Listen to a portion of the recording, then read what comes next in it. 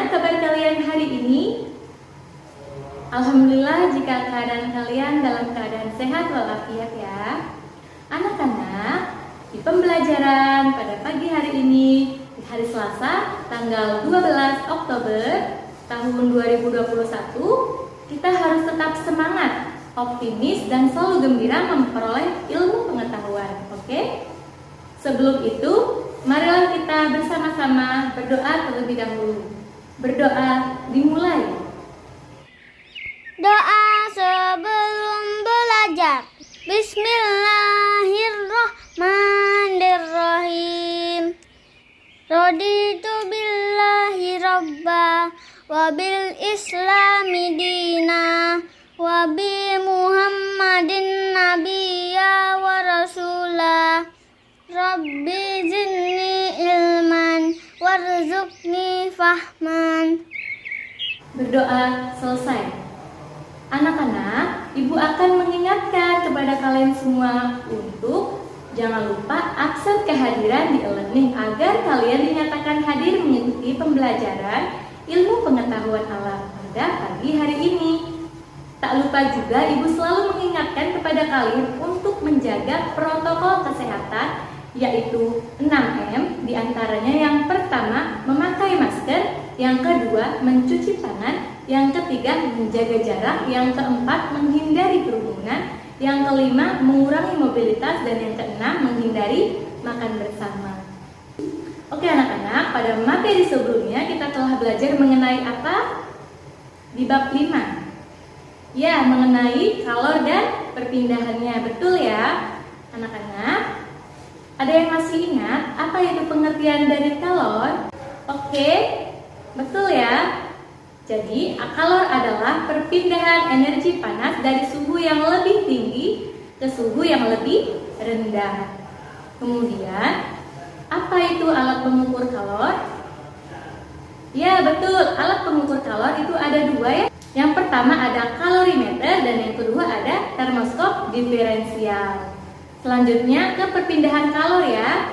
Ada yang masih ingat perpindahan kalor itu ada berapa banyak? Ya betul, ada 3. Yang pertama ada konveksi, yang kedua ada konduksi, dan yang ketiga ada radiasi. Oke, betul semua ya. Dan anak-anak, di pembelajaran pada hari ini kita memasuki bab baru yaitu bab 6 tentang energi.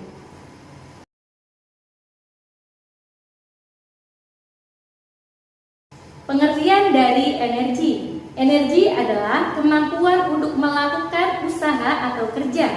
Energi berasal dari bahasa Yunani, yaitu energio, artinya kegiatan atau aktivitas.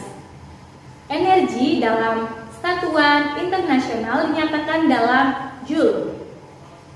1 kalori sama dengan 4,18 joule dan 1 joule sama dengan 0,24 kalori. Anak-anak, untuk apa sih fungsi dari energi bagi manusia? Ya, energi dibutuhkan untuk manusia untuk melakukan segala aktivitas seperti bekerja, bergerak, bernafas, dan melakukan banyak hal. Oke, selanjutnya kita ke sumber-sumber energi. Apa sih pengertian dari sumber-sumber energi? Ya, sumber energi adalah segala sesuatu yang menghasilkan energi. Kemudian, sumber-sumber energi ini terbagi menjadi 2. Yang pertama, sumber energi tak terbarukan. Itu berasal dari 2 jenis ya. Yang pertama, energi hasil tambang bumi seperti minyak bumi, gas, dan batu bara. Kemudian yang kedua ada energi nuklir, yaitu energi potensial yang terdapat pada partikel di dalam nukleus atom. Kemudian ada sumber energi yang kedua, yaitu sumber energi terbarukan. Bagi menjadi energi matahari, ada pembangkit listrik tenaga air, energi angin, energi tidal, dan energi pasang surut. Ada bentuk-bentuk energi, itu dibagi menjadi 8 jenis. Yang pertama ada energi potensial, yang kedua energi kinetik, yang ketiga energi kimia, yang keempat energi cahaya, yang keenam Yang kelima energi nuklir, yang keenam energi kalor, yang ketujuh energi listrik, dan yang kedelapan energi mekanik. Oke, kita bahas yang pertama dulu, yaitu energi potensial. Energi potensial merupakan energi yang dimiliki oleh suatu materi karena kedudukannya. Yang kedua energi kinetik, merupakan energi yang dimiliki oleh benda yang bergerak. Kemudian yang ketiga ada energi kimia, merupakan energi yang diperoleh dari pembakaran bahan makanan atau bahan bakar seperti bensin, minyak tanah, dan lain-lain. Kemudian yang keempat ada energi cahaya, itu merupakan energi yang dihasilkan oleh sumber cahaya seperti matahari dan lampu. Yang kelima ada energi nuklir, yaitu energi yang dihasilkan oleh bahan-bahan radioaktif. Yang keenam itu ada energi kalor, merupakan energi yang dihasilkan dari getaran partikel-partikel benda sehingga menimbulkan panas. Kemudian yang ketujuh ada energi listrik, merupakan energi yang dihasilkan oleh sumber arus listrik atau benda bermuatan listrik. Kemudian yang terakhir yang kedelapan itu ada energi mekanik, merupakan energi yang dihasilkan oleh benda karena sifat geraknya. Oke, kita ke perubahan bentuk energi. Itu ada 4 macam. Kita bahas satu persatu ya anak-anak. Itu yang pertama ada energi kimia menjadi energi gerak. Contohnya saat kita makan untuk beraktivitas, kemudian mobil untuk melaju, setelah diisi oleh bensin ya, itu akan terjadi suatu gerakan ya. Kemudian yang kedua ada energi kimia menjadi energi cahaya. Contohnya itu ada minyak tanah untuk menyalakan lampu, dan ada batu baterai untuk menyalakan sebuah senter. Oke, yang ketiga ada energi kimia menjadi energi gerak. Contohnya ada listrik untuk menyalakan TV, kipas angin, blender, mixer, dan lain-lain. Kemudian yang keempat ada energi kimia menjadi energi panas. Contohnya listrik yang digunakan untuk menyalakan setrika listrik, kompor listrik, rice cooker, dan lain-lain. Oke, selanjutnya ada makanan sebagai sumber-sumber energi. Berfungsi untuk melakukan aktivitas seperti olahraga, berpikir, belajar, berbelanja, dan lain-lain.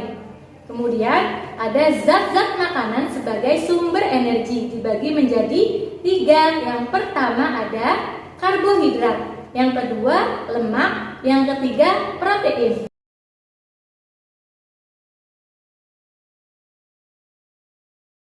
Oke, kita bahas yang pertama karbohidrat. Karbohidrat merupakan senyawa kimia yang tersusun atas unsur-unsur karbon. Bahan-bahan makanan yang mengandung karbohidrat seperti beras, jagung, kentang, gandum, umbi-umbian, dan buah-buahan yang memiliki rasa manis. Karbohidrat berperan sebagai sumber energi. 1 gram karbohidrat setara dengan 4 kilokalori. Yang kedua itu ada lemak ya. Yang kedua ada lemak. Oke, lemak merupakan senyawa kimia yang mengandung unsur karbon, unsur hidrogen, dan unsur oksigen. Lemak berperan untuk menyediakan energi sebesar 9 kalori per gram. Kemudian untuk melarutkan vitamin A, vitamin D, vitamin E, vitamin K, dan menyediakan asam lemak esensial bagi tubuh manusia. Kemudian ada bahan-bahan makanan yang mengandung lemak, di antaranya ada 2 jenis ya. Yang pertama ada lemak hewani dan yang kedua ada lemak nabati. Oke, yang lemak hewani terlebih dahulu itu seperti keju, susu, daging, kuning telur, daging sapi, daging kambing, daging ayam, daging bebek, dan hewan lainnya. Kemudian yang kedua ada lemak nabati ya. Contohnya seperti kelapa, kemiri, kacang-kacangan, dan buah alpukat. Yang ketiga ada protein. Protein merupakan senyawa kimia yang mengandung unsur karbon, unsur hidrogen, dan unsur oksigen serta nitrogen. Kadang juga terdapat unsur belerang dan fosfor. Protein memiliki fungsi diantaranya yang pertama adalah sebagai sumber energi, yang kedua sebagai pembangunan sel jaringan tubuh, ketiga sebagai pengganti sel tubuh yang telah rusak. Ada bahan-bahan makanan yang mengandung banyak protein diantaranya ada protein hewani dan protein nabati. Untuk protein hewani seperti daging, ikan, telur, susu, keju. Kemudian ada protein nabati seperti kacang-kacangan, tahu, tempe, dan gandum. Oke anak-anak, telah selesai pembelajaran pada hari ini. Bagaimana? Apakah ada yang ingin ditanyakan? Tidak ada? Baik. Alhamdulillah jika kalian semua sudah paham ya. Jangan lupa untuk mengerjakan soal latihan pilihan ganda berjumlah 10 soal di e-learning. Oke anak-anak, materi untuk minggu depan masih di bab 6 tentang energi, namun pembahasannya berupa transformasi energi dalam sel, metabolisme sel, dan sistem pencernaan.